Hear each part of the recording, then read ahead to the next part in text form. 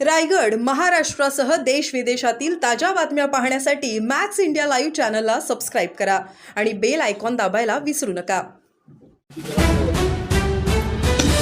Sir, आज तुम्ही नागपूर दौऱ्यावर आहात. काय काय आयोजन आहे बैठकांचं, काय विषय? बाकीचे बाब अशी की महाराष्ट्राचा जवळजवळ 65% वन हा विदर्भामध्ये आहे. आणि प्रामुख्यानं वन विभागाचे मुख्य कार्यालय हे विदर्भामध्ये प्रामुख्याने नागपूरमध्ये आहे. एकूणच सर्व अधिकाऱ्यांच्या बरोबर बैठका घेऊन त्यांच्या अडचणी काय आहेत त्यांना काही सूचना देण्याचे गरजेचे आहे.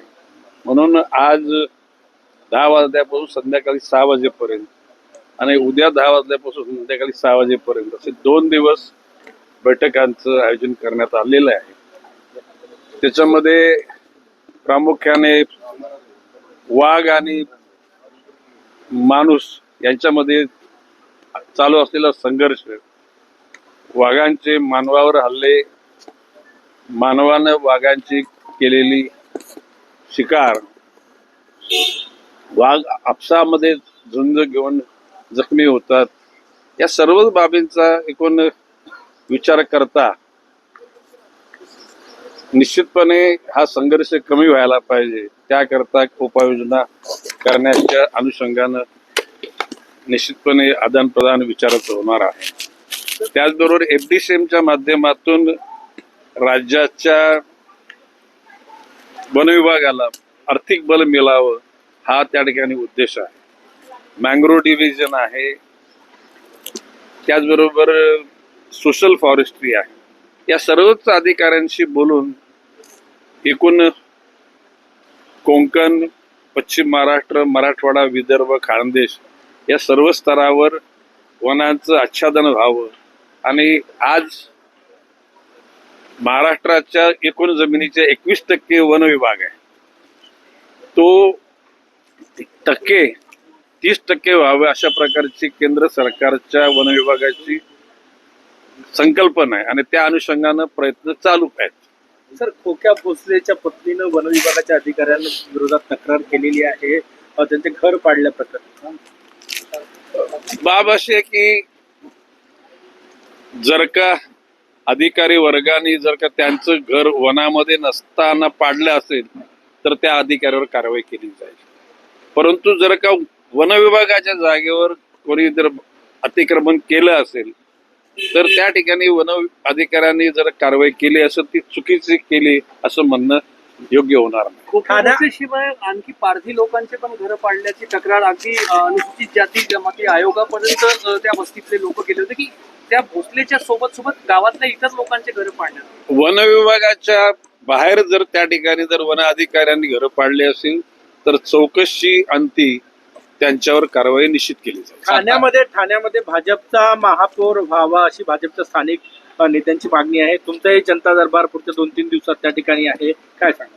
हे बघा, बाब असे की महायुतीमध्ये आम्ही आहोत.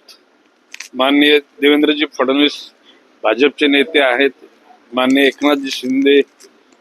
एकनाथजी शिंदे शिवसेनेचे नेते आहेत, अजितदादा पवार राष्ट्रवादी काँग्रेसचे नेते.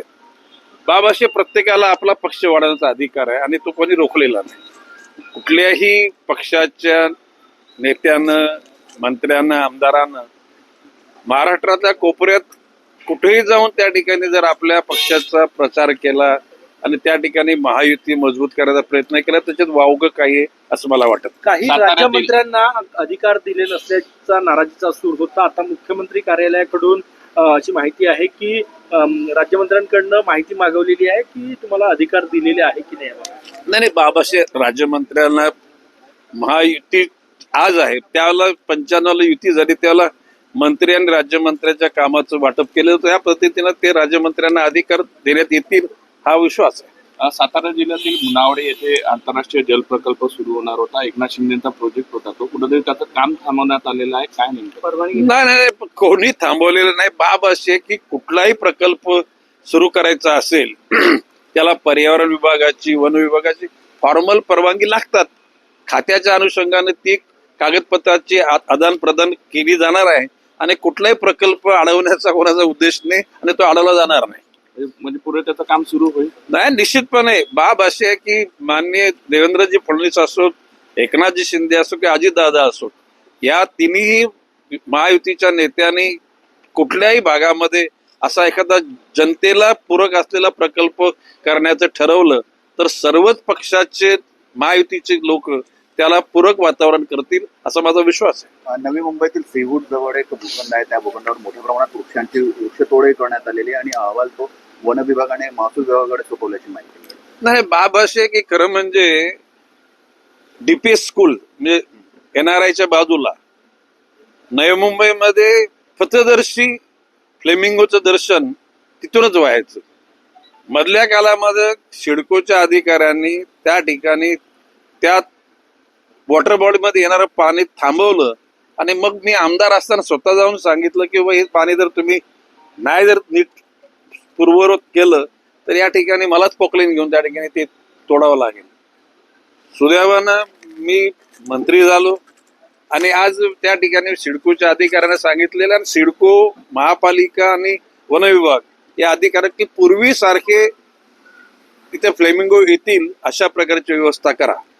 जी पूर्वीची जी पाण्याची पातळी ओटीला आणि भरतीला असायची तुम्ही निर्माण करा. फ्लेमिंगो त्या ठिकाणी येतील आणि लोकांना ते फ्लेमिंगोचं दर्शन होईल. आता फ्लेमिंगो सिटी म्हणून नवी मुंबईची ओळख झालेली आहे. नॅचरल म्हणजे असलेली जिवंत फ्लेमिंगो आता ते दिसत नाहीत. फ्लेमिंगोचे पुतळे तिथे उभे केले आहेत आणि मी त्या बाबतीत निषेध व्यक्त केलेला आहे.